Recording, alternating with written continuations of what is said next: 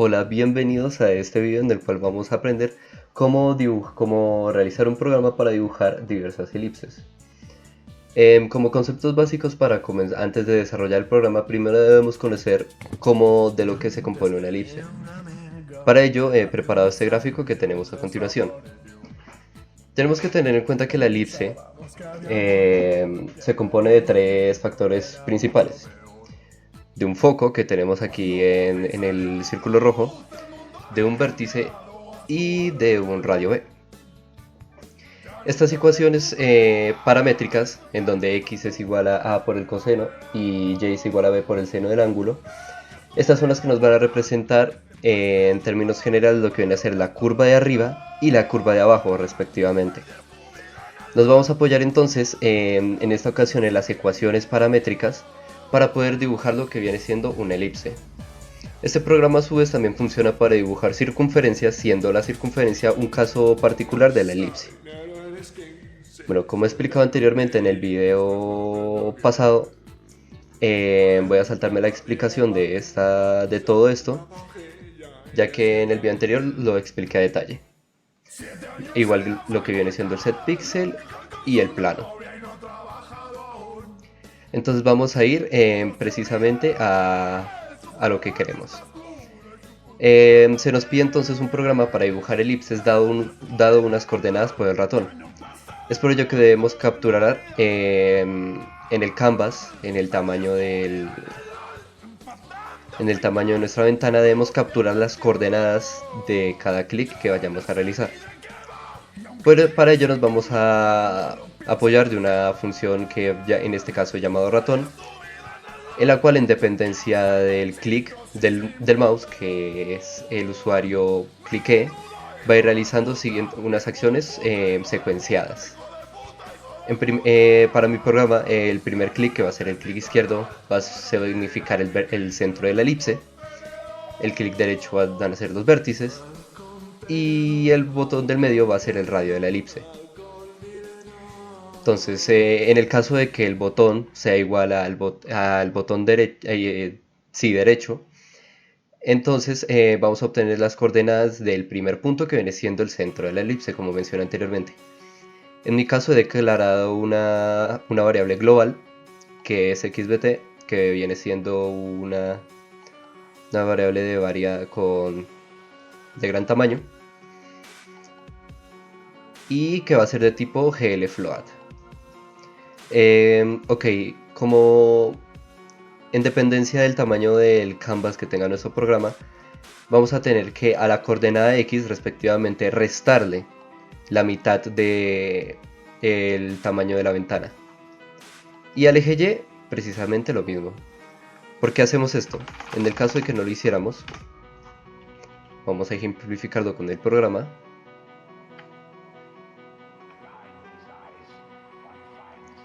Por ejemplo,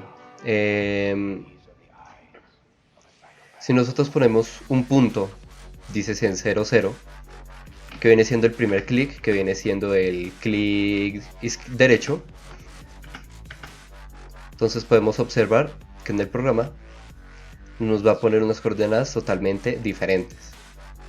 Es por ello que tenemos que tener, respectivamente a x, debemos restarle el tamaño de nuestra ventana y a y de la misma forma, para que así el programa funcione a cabalidad. Ok, esto lo vamos a hacer también para las demás coordenadas. Yo en mi caso he realizado un setup en el que, como vimos anteriormente, nos va a ir mostrando las coordenadas que vamos a ir capturando. Y en ese momento vamos a llamar a setPixel, que es nuestra función que va a graficar. Y para ello le vamos a instanciar las coordenadas y el color del píxel que queremos para esa coordenada. Es importante aclarar que vamos a declarar también una variable contador, una variable global, que en mi caso va a ser g, que va a estar inicializada en 0. ¿Por qué esto? Lo vamos a ver más adelante. Ok, esta función, la que acabo de explicar, es clic izquierdo, no es clic derecho, ahí me confundí. Ok, ahora realizamos la misma acción con el right button, que es con el que vamos a obtener las coordenadas con el clic derecho. Entonces, volviendo a nuestro gráfico, con el primer clic vamos a obtener esta coordenada, que es el centro de la elipse. Con el siguiente clic vamos a encontrar el vértice y con el siguiente clic vamos a obtener este otro radio, que es precisamente lo que estamos haciendo acá. Los vértices de la elipse son aquellos que acabamos de tomar. Entonces aquí los muestra y también muestra las otras coordenadas. ¿Va? Muy bien. Entonces aquí simplemente las guardamos en nuestra variable y pues llamamos a setPixel para que consecuentemente nos dibuje el punto. Entonces lo vamos a ejemplificar en un momento antes de llegar al botón del medio. Como podemos ver en el programa, si yo doy un clic acá y un clic acá, bueno, primero hay que dibujar la elipse. Entonces nos va a poner los puntos que estamos cliqueando justo aquí. Y a su vez vamos a sumarle a la variable contador una más. Ahora seguimos con los condicionales. Si el botón es igual al botón del medio, entonces obtenemos las coordenadas del punto con el botón del medio. Esta vendría siendo, como expliqué ya anteriormente, este punto que tenemos aquí. Realizamos el mismo procedimiento y este sería el radio de nuestra elipse. Y aquí nuestro contador ya vendría valiendo 3. Para ahora sí llegar a este condicional, en donde si nuestro contador es igual a 3, vamos a realizar el dibujado de la elipse con esta función elipse. Le vamos a instanciar entonces las 4 coordenadas que hemos obtenido y la vamos a ver a continuación. Ok, he creado estas variables para precisamente apoyarme para lo siguiente que vamos a hacer. Antes de utilizar las ecuaciones paramétricas, que son las que tengo aquí enunciadas, pero tenemos que tener en cuenta que entre este punto y el de acá hay cierta distancia. Por ello tenemos que dibujar, vamos a ejemplificarlo con un dibujo un momento.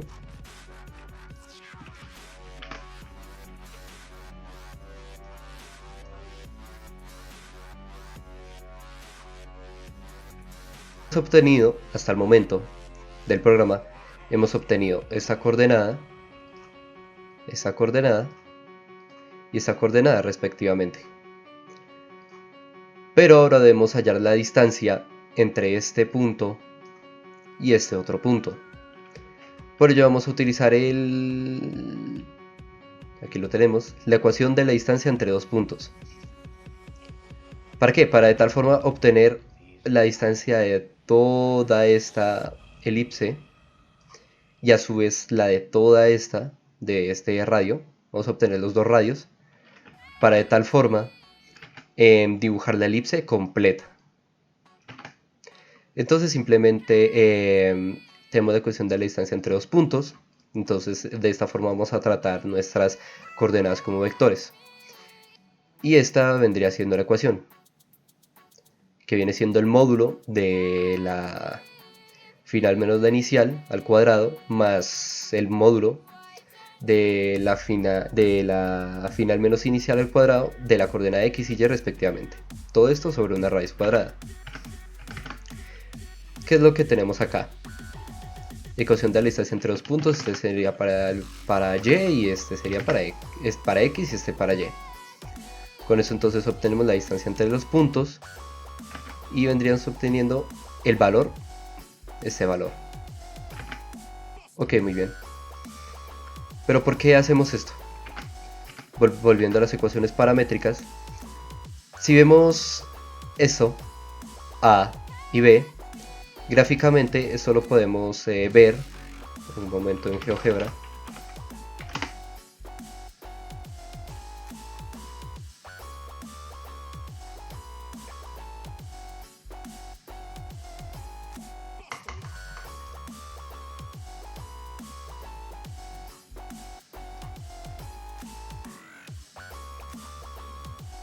Ok, vamos a ver un momento en GeoGebra.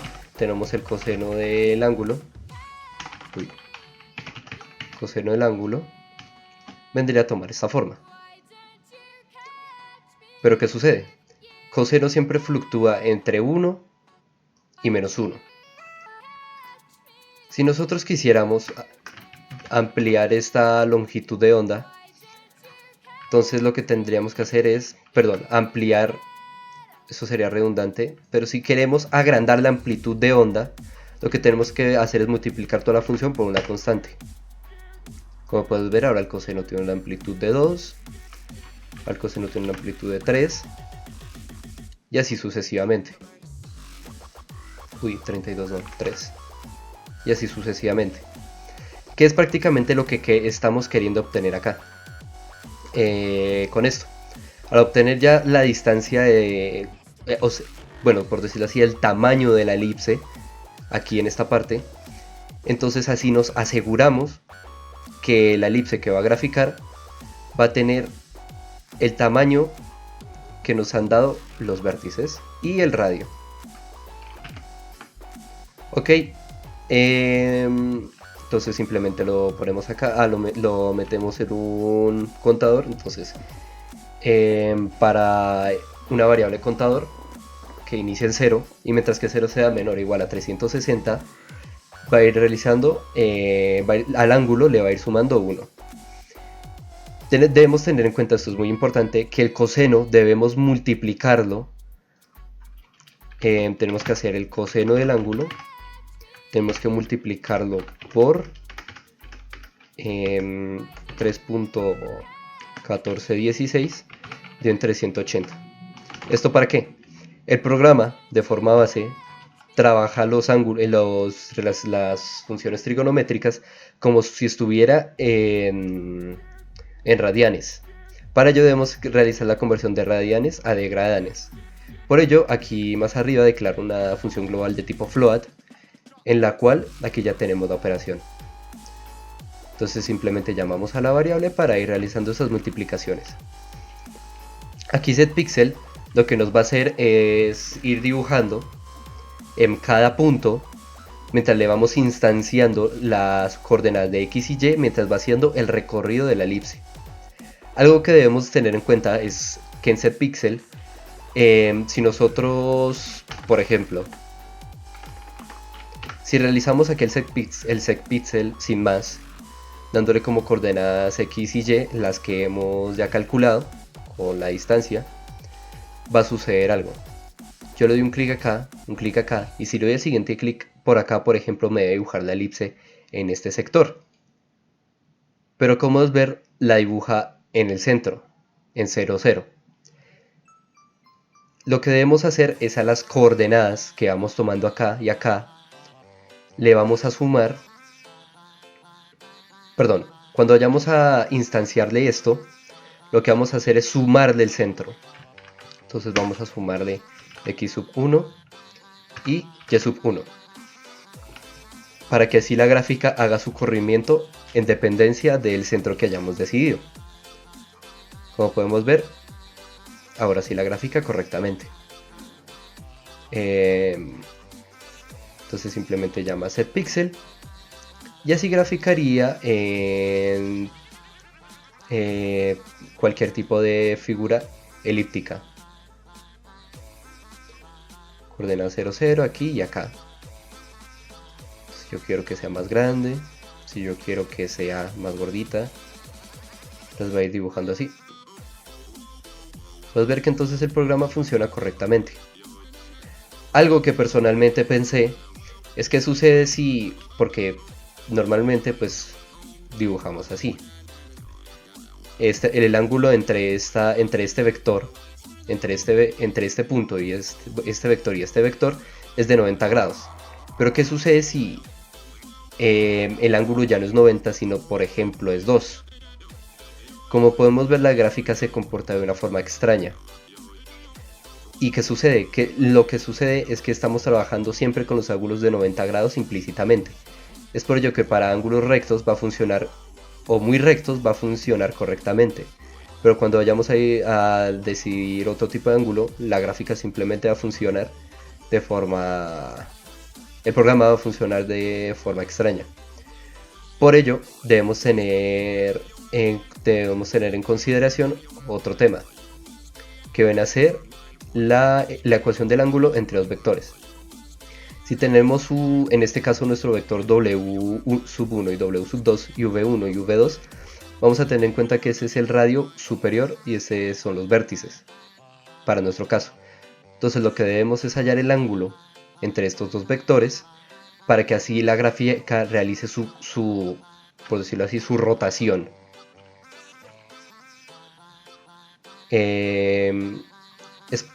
Es por ello que tenemos esta parte del código en comentarios.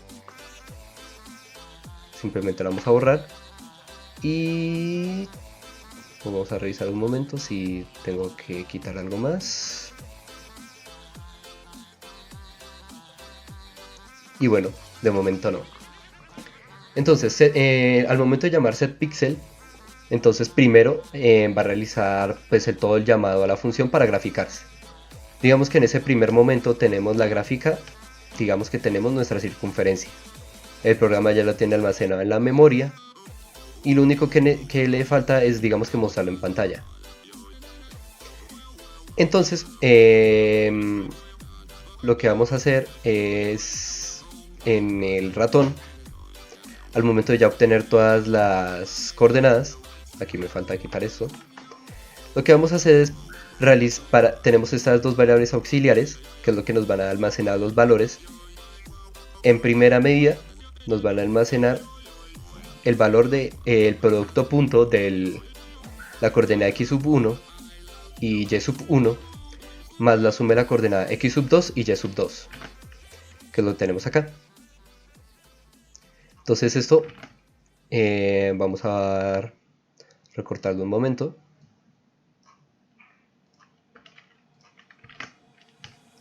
Entonces aquí nos queda la función. Entonces esto, la parte de arriba, solamente esta partecita, todo esto va a ser a sub 1.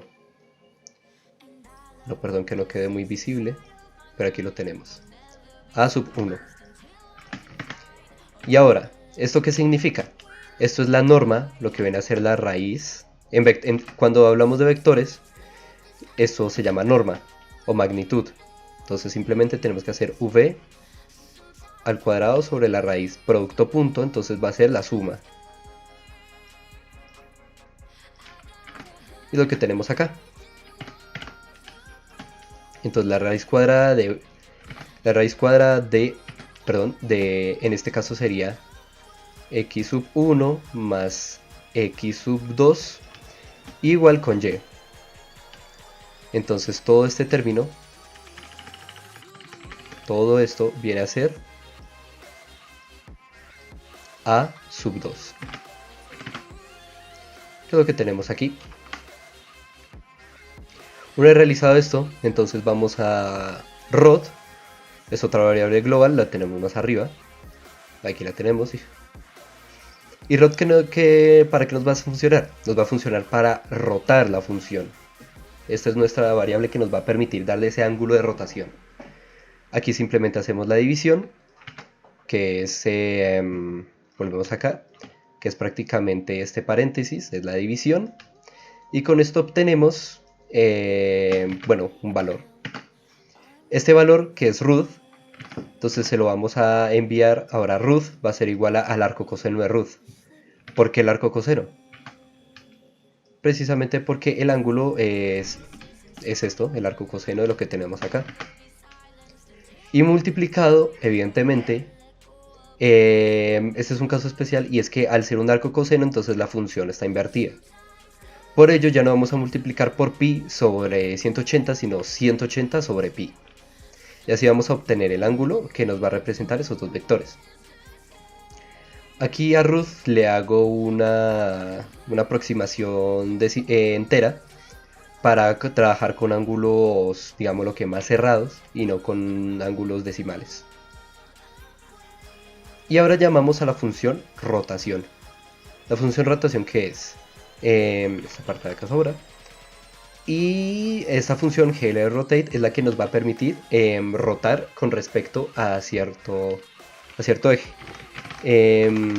La sintaxis de la función es rotateF. Aquí tenemos el ángulo X, Y y Z. Entonces vamos a girar el ángulo. Entonces aquí vamos a escribir nuestro ángulo, lo tenemos acá. No lo vamos a rotar con respecto a X ni con respecto a Y, sino con respecto a Z.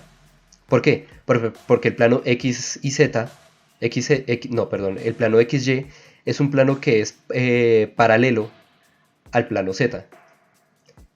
¿Esto qué quiere decir? Que lo que vamos a hacer es realizar una rotación desde arriba y no desde alguno de los ejes, para que así haga la rotación como debe ser. Entonces así funciona simplemente, GL Rotate. Ahora, una vez hace rotación, llama elipse. Como ya lo habíamos visto, entonces elipse es todo esto, pero con este agregado, con este condicional. ¿Y qué sucede? Que esta función, si nosotros le enviamos 15 grados, por ejemplo, y luego le enviamos 30 grados, lo que el programa va a hacer es a los 15 ángulos anteriores le va a sumar 30 grados, para que si la siguiente forma quede rotada un total de 45 grados. Es por ello que al ángulo que tengamos acá, por ejemplo, si es 15, lo que tenemos que hacer es sumarle 345 para que el siguiente objeto esté rotado inicialmente en 0 grados y luego sí rotarlo en el ángulo que le corresponda a los vectores. Para ello he creado este tipo de casos donde root es mayor a 0 y para ello creamos una variable auxiliar. Entonces, creamos una variable auxiliar que va a ser igual a 360 menos el ángulo si es que el ángulo es mayor a 0. Eso quiere decir que si el ángulo es mayor a 0, por ejemplo, si tenemos nuestro ángulo es de 60 grados, entonces a 360 le vamos a restar 60 grados para que de tal forma esto sea igual a 30 y esto sea la siguiente rotación que tiene que realizar el programa para volver a su estado inicial, que son 0 grados. Este for prácticamente lo que hace es ese recorrido hasta que nuestra variable contador sea diferente a la auxiliar.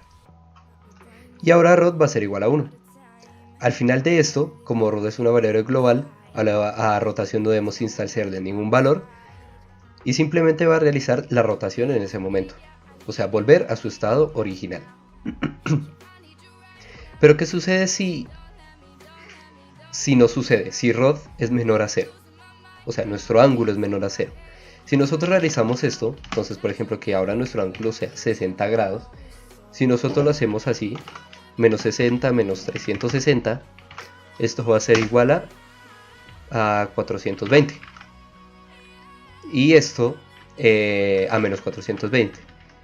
Y si le hacemos la suma hasta 360, lo que hacemos es volver a 60 grados. No volveríamos a nuestro estado original. Por lo cual debemos tratar 360 grados como un valor negativo y a nuestro ángulo transformarlo en un ángulo positivo. Entonces esto se va a hacer 10 grados. De tal forma hasta que llegue a 0. Entonces esto va a ser igual a menos 350. Ok. Entonces, esto va a ser nuestro for. Cuando y es igual a 0 y mientras que y sea diferente a auxiliar, entonces va a realizar, lo va a recorrer hasta que sea diferente a auxiliar de forma negativa. Va a iniciar de 0 hasta que llegue a 300 grados, por ejemplo, a menos 300, y esto se lo va a instanciar al otro lado. Ok. Y en el caso que nuestro ángulo por alguna razón sea 0, entonces root va a ser igual a 0. Esto no es necesario, pero de todas formas lo pongo para evitar algún tipo de conflicto. Y ahora llamamos a rotación. Nuestro system CLS para que en la ventana de comandos se vaya limpiando lo que vamos haciendo. Entonces ejecutamos nuestro programa. Entonces, por ejemplo, acá y acá, y lo voy a graficar así. Yo quiero de acá, acá y acá. El programa, como podrán ver, no es perfecto, pero como podemos apreciar, el programa va obteniendo unas rotaciones en dependencia de cómo lo vayamos dibujando. A veces funciona perfectamente y a veces parece que se rotara de forma inversa, como si como podemos ver acá, esto debería estar, por ejemplo, por acá.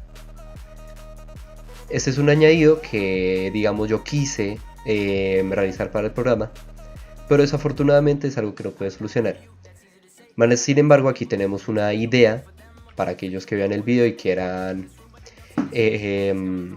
digamos que, practicar a ver cómo sale la cuestión. Pues bueno, aquí tenemos una aproximación a cómo podría ser la rotación. En cursos más adelantados, este tipo de rotaciones se pueden hacer de una forma un poco más sencilla con otros parámetros de OpenGL y utilizando matrices. Más sin embargo, como es algo que no, digamos que no va incluido en nuestro curso actual, simplemente no lo vamos a tener en cuenta para este caso. De lo contrario, podríamos haber solucionado esto de forma un poco más sencilla y haciendo otros cambios en las otras partes del programa. Sin más, entonces, recordando que la elipse, sin tener en cuenta la rotación que debería tener, funciona de forma perfecta. Y teniendo en cuenta el ángulo que tiene, es un poco imperfecto, pero es una buena aproximación a cómo podría funcionar de forma definitiva el programa. En relación en relación al primer video que subí, podemos ver que este programa, a diferencia de ese, dibuja casi que de forma instantánea. Bueno, de hecho lo hace de forma instantánea. ¿Pero por qué? Porque ahora sí lo grafica rápido y antes no lo hacía. Y es porque al final de nuestra función setPixel, que es la función que dibuja, en la del plano, hemos agregado un GLFlush. Este GLFlush lo que va a hacer es prácticamente eso, que todo lo que esté al final, todo lo que grafique, todo lo que esté antes del GLFlush, lo va a graficar de forma instantánea. Es por ello que podemos graficar de forma mucho más rápida y ser más eficaces a la hora de elaboración del programa. Eso sería todo, muchas gracias.